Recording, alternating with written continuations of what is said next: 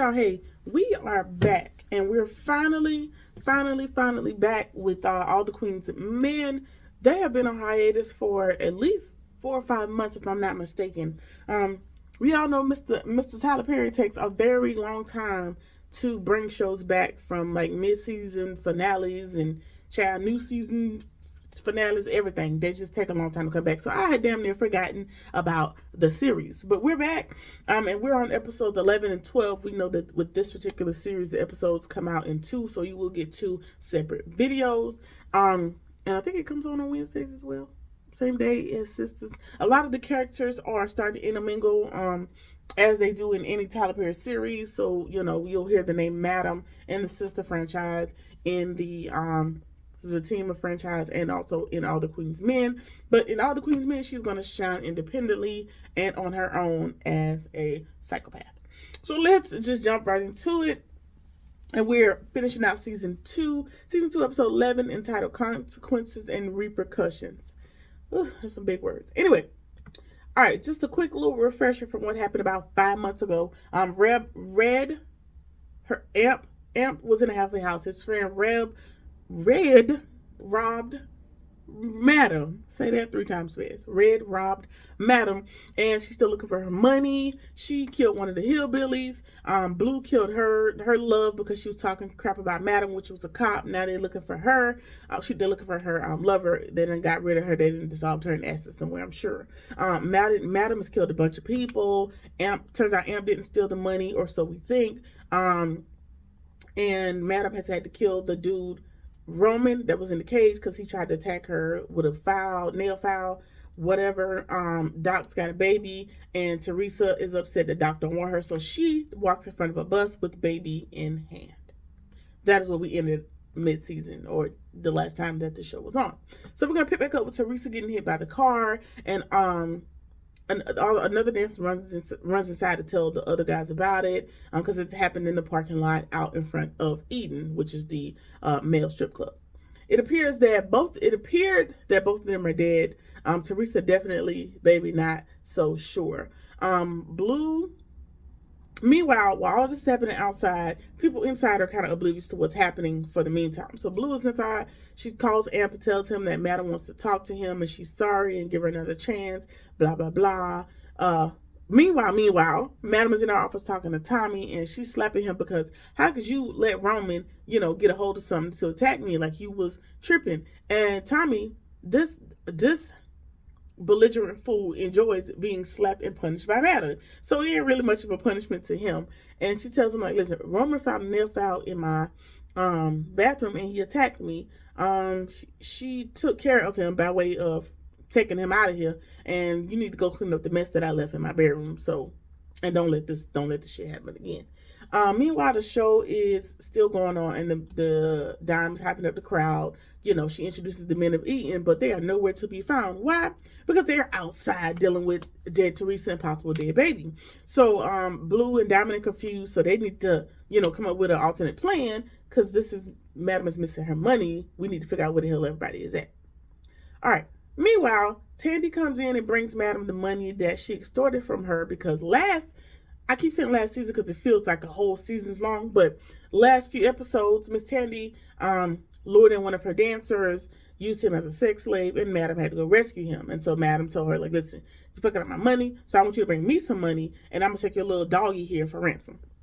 So Tandy's coming to pay her debt, and she's coming to pay her debt, and Madam tells her, like, listen, don't bring that shit back to my club. Like, don't come in here scouting people for your own little sick, twisted fantasies. I really don't want to see you around here. And Tandy bringing her the money was in exchange for her dog, but Madam was like, you know what? You're not getting the dog. This dog is way too cute, way too good for you, so I'm not. Even though I already got the money, I'm not. And then so Tandy is like, well, that's my emotional support dog. And she was like, girl, I don't give a damn. I don't give a damn about no emotional support dog. You're not getting it. So find you something safe to do. And then while you're here, what kind of watch is that? She was like, it's a Philippe. And she was like, oh, okay. Well, Tommy, do you need a Philippe? So now Tommy is now the owner of a Philippe watch. That's so far out of my budget. I don't even know what the hell a Philippe is. So then there's that. So they both pretty much batshit crazy at this point. And Tandy walks out of there with a smile that lets me know the shit ain't over. The shit is not, it's far from over. So yeah, they're gonna have another encounter before, it's all said and done. So Blue and Dime is outside looking for the men of Eden, and of course Trouble's in the mix, not minding her business ever in life. And I'm not sure if Trouble is a plant, like is she with the FBI, or she just thoroughly just nosy, because she always like right around the corner. But anyway, Dime tells him like she goes back out to the girls and tells them like, listen, I'm gonna put the amateurs on stage until we figure out what's going on. And then in that moment, after she had come up with plan B, then 3 of the 4 guys come showing back up looking dejected and not really interested in performing, but of course the ever so consummate professionals, they still have to go on. So they tell Blue about Doc and Teresa and the baby, and she insists they get their ass back on stage, like just cold-blooded. Madam need her money, y'all get back to work, we'll handle that shit later. And so they're trying to shake off what they just saw so that they can get back to work, so they'll have no issue with Madam. All right.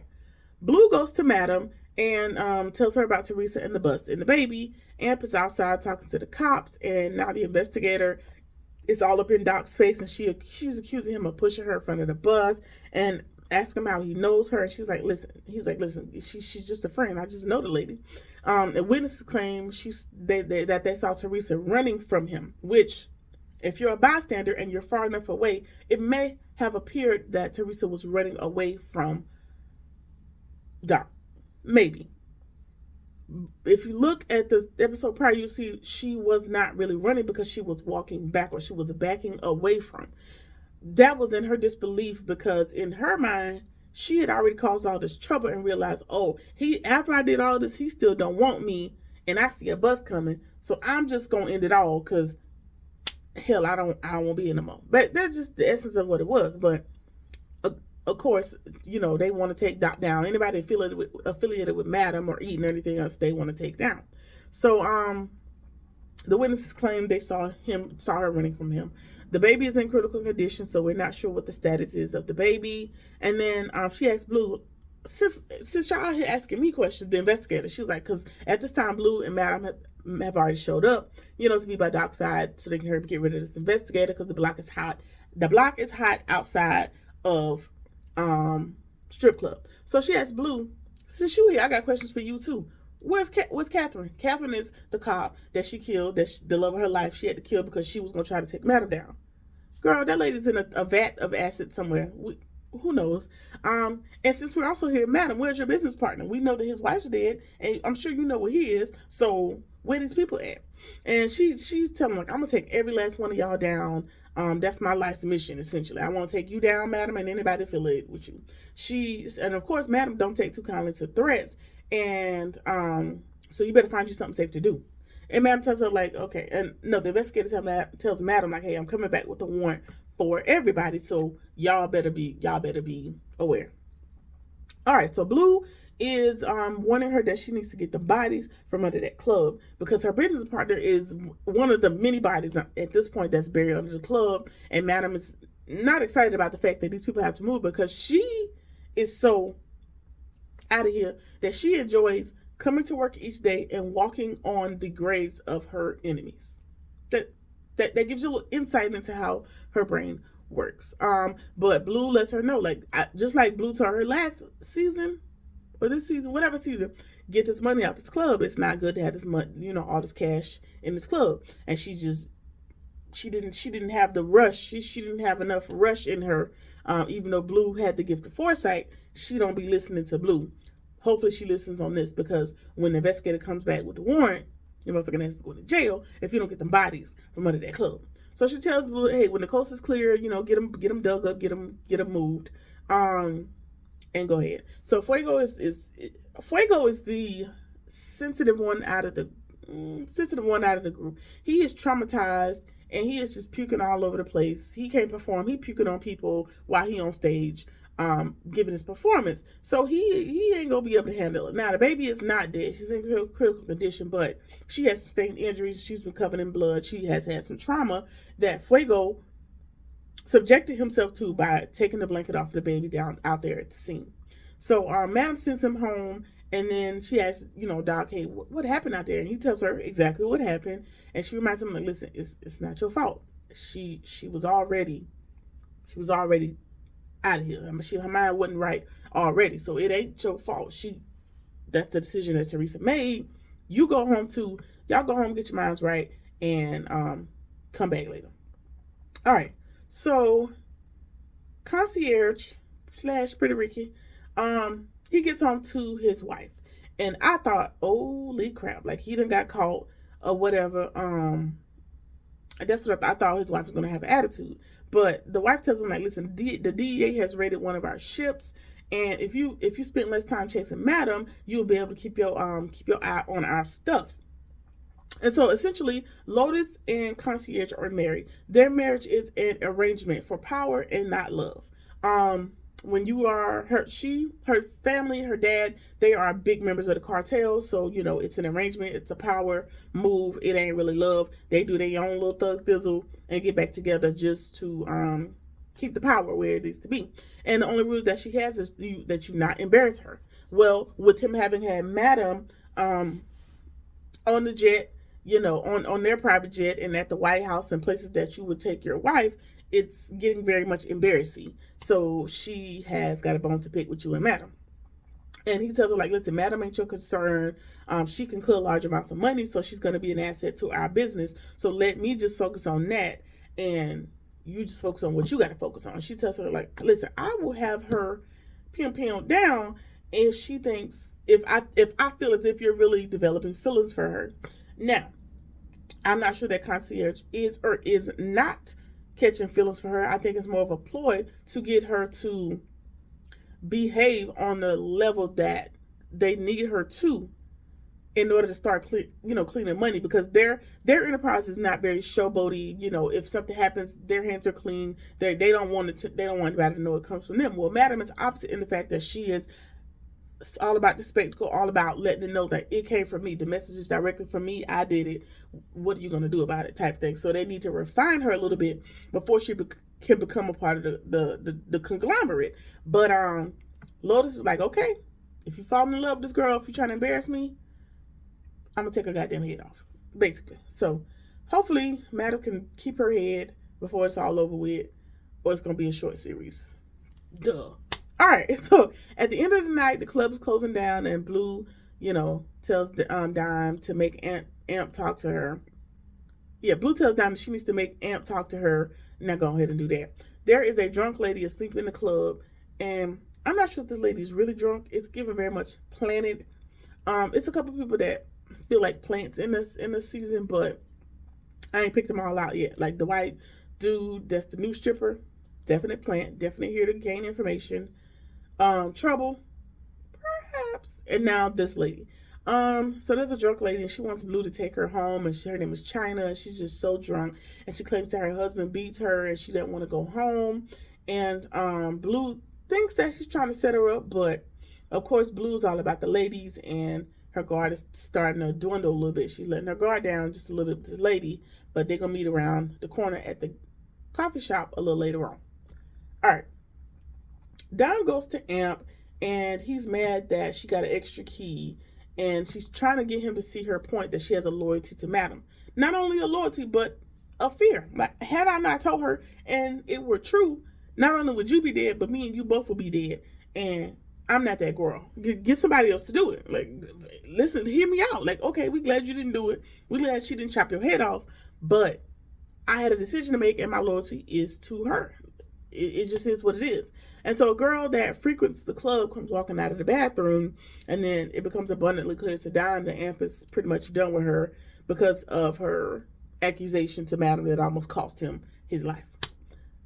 Reasonable. Everybody's got reasonable points at this point, because had you told somebody something on me and they almost killed me, I would feel away. Right. But if the person that you told something on me to is a person that don't mind killing nobody, especially if you have the information and you don't tell her, it's just a catch-22. You're just going to have to pick the lesser of the two evils in this situation. So I ain't mad at you, but shit, I ain't happy about it either. Moving right along. So Amp is really putting on a show. Like making the girl that came out of the bathroom perform services on him and trying to make Dime pissed off about it, like trying to make her sit there and watch the performance. And Dime loses her shit. She starts beating the girl up and tearing up the apartment and breaking dishes and just going ham. Because she's pretty much sick of it at this point. And hopefully that's the end in the Amp and the Dime fiasco, because they're getting on my nerves. They're giving me Karen and Zach energy, and they're annoying me. All right. Blue goes to the coffee shop to see that China is sobering up, which I don't know if she really sobering up. Something don't sit right with me about Miss China. But she gives Blue her wedding ring in exchange for a rendezvous in the sack with Blue. And of course, again, Blue cannot deny a pretty woman, so she gonna take this lady back home with her. All right. Dime tells Madam that Amp is really pissed and, we were wrong. So Madam's getting ready for bed, and Dime just could not wait till the next day. She comes in and tells Madam, listen, I'm sorry for barging in. I don't mean no disrespect, but Amp is really pissed. Like, we were wrong, and he's really hurt about what we did or possibly could have did to him. Like, will you talk to him? And Madam's like, yeah, sure. I'll talk to him. I'm not like some evil lady that don't care about her actual family members. Like, I'll talk to him, sure. No problem. No problem at all. And she tells me, listen, I did go a little ham. I tore up his place, and I'm sorry about it. I know, you told me not to hurt your nephew, but I lost my shit with the girl being in there. My bad. Sorry for barging in here. You're going to talk to him. I'm going to let you handle it. But we was wrong, and we need to fix it, basically, is I guess her cause for coming in there in an uproar. All right. All the guys meet up at Doc's apartment to check on him, and he's just still processing everything that's just happened, not that long ago, probably hours ago. And he was like, well, should I go to the hospital to check on my baby or whatever? And the guys tell him, yeah, sure. Do that, but eventually get your own test to confirm that this baby is yours, because Teresa's husband is the one that gave you the results. We don't really know him, so can we really trust his results? Sure, I'm gonna do that, but I still, feel some way that's an innocent child that did nothing to nobody, and her mom did that to her, so, I want to go check on her. Fuego tells Babyface, like, what happened to Ray Sean. No. Babyface tells Fuego they end up somehow talking about getting your just cause, or messing around with these ladies to get your money and, getting it out the mud, however you need to get it. And Babyface tells Fuego what happened to Ray Sean, and he really ain't got much. No, Fuego does tell Babyface what happened to Ray Sean, and he ain't really got much sympathy for him. He's like, well, I told him to listen to me. He didn't want to listen, so, you get what you get. So now they about to argue, and it's just a bunch of chaos, and then there's a knock on the door. And it's the detective lady, I don't remember her name. Detective lady shows up, and she's banging on the door, and she goes to arrest Doc for the murder of Teresa and the attempted murder of baby Olivia. Now we got another person that needs to be bailed out of jail, and I'm sure this judge is tired of calling in favors at this point. Amp is laid up with the girl from the club that Dime just beat up, and there's banging on the door. He thinks it's Blue, he thinks it's Madam, he thinks it's Dime, and it is none of them. He opens the door, and it is the white dudes from the junkyard. They have showed up at his door, and they are there to beat him up, and they want him to send a message to Madam, which confuses me, because like I said, this comes out 2 episodes at a time. At the start of the next episode, he is essentially abducted, kidnapped, whatever term you want to use. And I was confused, because if you beat him up and the message was from Madam, shouldn't you have let him go to give the message to Madam? Confusion. Finally, I had a burning question at the end of this episode, and the question is, how do they know where he lived if he had nothing to do with the missing money? Because remember, the guy that the hillbilly that Madam killed in the hospital said that Aunt was a part of the plan with stealing the money. So both can be true. Yeah, you got a settlement from the wreck, and you conspired to steal from your aunt. I don't know. It was just interesting to me. How do they know where you live if you don't know nothing about nothing? Because how would you meet those people? The math ain't mathing, but I'm sure we're going to find out. So that's it for season 2, episode 11. Of course, I'll be right back with episode 12. As I said, both episodes drop in the same day. Like, comment, share, subscribe. Let me know what you think about the episode, and I'll see you in the next one. Peace.